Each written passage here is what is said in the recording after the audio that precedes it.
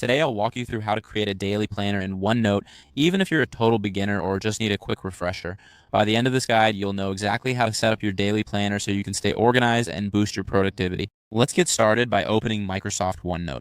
If you're using OneNote online, simply navigate to the website and log in with your Microsoft account.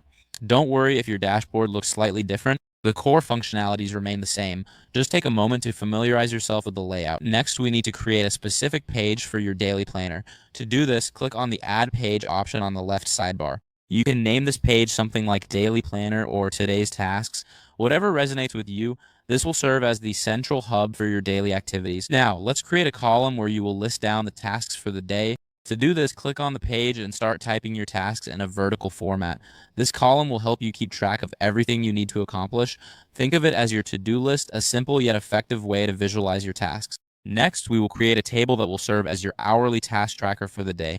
Click on the Insert tab at the top of the screen, then select Table. Choose to create a table with 2 columns and 25 rows. This setup allows you to allocate specific tasks to each hour of your day.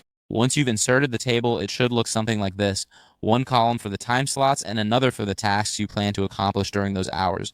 You can fill in the time slots with your schedule, making it easy to see what you need to focus on throughout the day. Now, you can use this planner to write down your daily activities, whether it's meetings, deadlines, or personal tasks. Having everything laid out in front of you will help you manage your time effectively. Remember, the key to a successful planner is consistency, so make it a habit to update it daily. If this helped you out, please give the video a thumbs up. If you run into any issues, leave a comment below. Subscribe for more actionable guides. Thanks for watching.